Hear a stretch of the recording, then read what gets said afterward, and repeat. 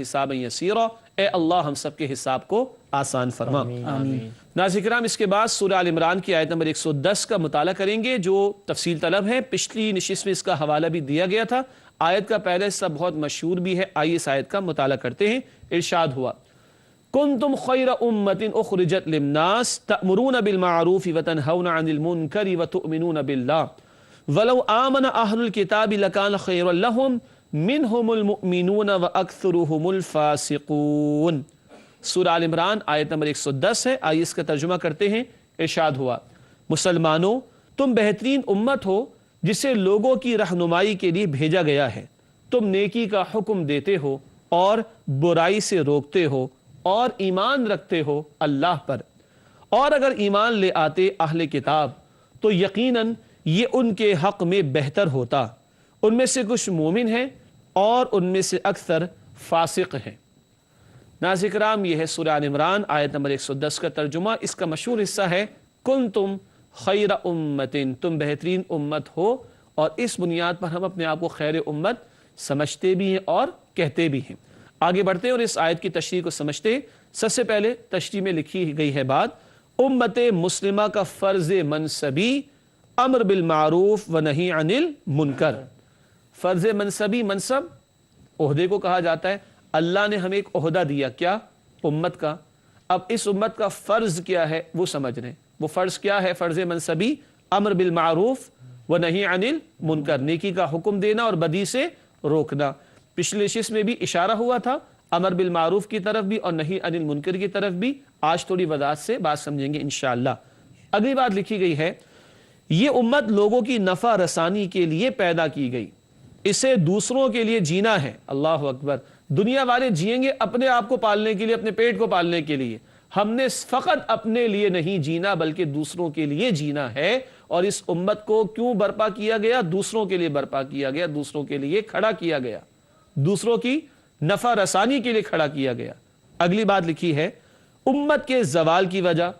آج امت زوال کا شکار کیوں؟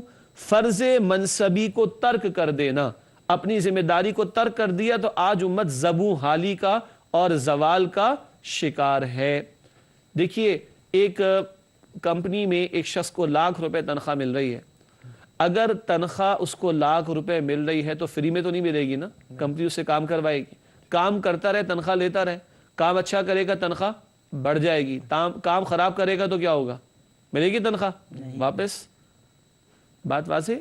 اتنی سادہ سی بات ہمیں سمجھ آتی ہے ناظرین کرام، پتہ نہیں امت کا حال کیوں سمجھ نہیں آتا۔ ذمہ داری دی گئی ہے، ذمہ داری ادا کرو، خیر ملے گا، نہیں ادا کرو گے تو سوچ تو کیا ہوگا تمہارے ساتھ۔ غور کیجئے گا اس پر۔ رسول اللہ صلی اللہ علیہ وسلم نے فرمایا، وہاں سے پوچھ لیتے نا، صادق اور امین صلی اللہ علیہ وسلم کیا فرما رہے؟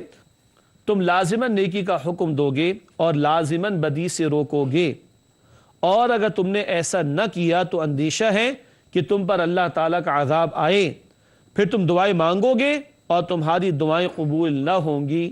یہ جامع ترمذی کی روایت ہے۔ بات سمجھ آ گئی؟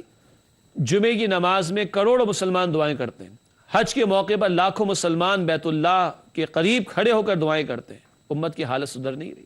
کیوں؟ آخر حدیث سے بتا دیا نیکی کا حکم دینا، بدی سے روکنا تمہارا فرض ہے، یہ نہیں کرو گے تو عذاب آئے گا، اور دعائیں کرو گے اور تمہاری دعائیں قبول نہیں ہوگی۔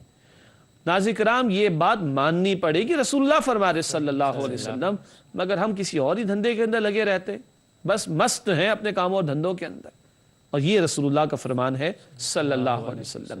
اگلی بات تشریح میں ایک اور قیمتی نقطہ، عمل کا بیان پہلے اور ایمان کا ذکر بعد میں ہے۔ کیا مطلب؟ عام طور پر قرآن میں ایمان کا ذکر پہلے آتا ہے، عمل کا بیان بعد میں آتا ہے۔ وَالْعَصْرِ إِنَّ الْإِنسَانَ لَفِي خُسْرٍ إِلَّا الَّذِينَ آمَنُوا وَعَمِلُوا الصَّالِحَاتِ۔ یہاں ترتیب الٹ ہے، تم نیکی کا حکم دو گے، تم بدی سے روکو گے، تم ایمان رکھتے ہو اللہ پر، عمل پہلے آ گیا اور ایمان کا ذکر بعد میں۔ کیوں؟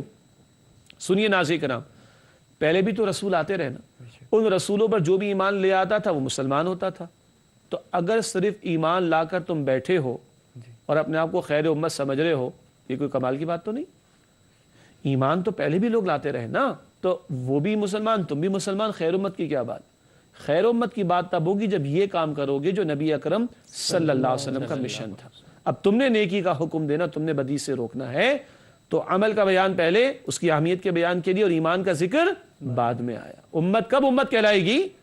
جب وہ یہ کام کرے، نیکی کا حکم دے اور بدی سے روکے۔ اللہ تعالی ہمیں اس کی توفیق عطا فرمائے۔ ایک اور قیمتی نقطہ نوٹ کیجئے گا، نیکی کے حکم کے ساتھ بدی سے روکنا بھی ضروری ہے۔ یہ نہیں کہ نمازیں اور صدقات خیرات تو ہو رہے ہیں اور سود خوری بھی چل رہی ہے، بے حیائی بھی چل رہی ہے، فلمیں ڈرامے ناچ گانے بھی چل رہے ہیں، دین کا مذاق بھی اڑایا جا رہا ہو، بے پردگی بھی چل رہی ہو، یہ نہیں چلے گا۔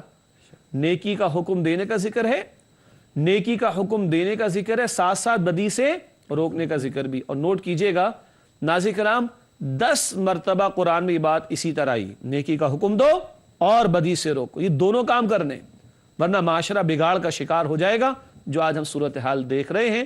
اور یہ بدی سے روکنا کس قدر اہم ہے، ایمان کا تقاضا ہے۔ آئیے حدیث سنتے ہیں۔ رسول اللہ صلی اللہ علیہ وسلم نے فرمایا، اگر کوئی برائی دیکھے تو اسے اپنے ہاتھ سے بدل دے، فقط روک نہ دے بلکہ بدل دے ہاتھ سے۔ اگر ہاتھ سے نہ بدل سکے تو زبان سے بدل دے، روکے، سمجھائے، پوری کوشش کرے۔ اور اگر زبان سے بھی نہ بدل سکے تو کم از کم دل میں اسے برا جانے، لیکن یہ ایمان کا سب سے کمزور درجہ ہوگا۔ برائی کو برا سمجھنا کم سے کم دل میں، یہ ایمان کا کمزور ترین درجہ ہے۔ یہ صحیح مسلم کی روایت۔ ایک اور روایت ہے صحیح مسلم کی، وَلَيْسَ وَرَاءَ ذَلِكَ مِنَ الْإِيمَانِ حَبَّةُ خَرْدَلٍ، اس کے بعد تو ایمان رائی کے دانے کے برابر بھی نہیں ہوتا۔ اگر ہم برائی کو برا نہیں سمجھ رہے تو ایمان ہی نہیں۔ ناظرین کرام، ہم تو برائی پر کہیں کمپرومائز کر کے تو نہیں بیٹھے ہوئے، غور کیجئے۔ اول ہاتھ سے بدل دو، ورنہ زبان سے، ورنہ دل میں برا جانو، اور اگر یہ بھی نہیں تو ایمان ہی نہیں، صحیح مسلم کی دوسری روایت کے مطابق۔ آخری بات نوٹ کیجئے گا، تشریح میں اہل کتاب کے حوالے سے ذکر آیا تھا، ان کے بارے میں لکھا ہے، اہل کتاب نے حسد اور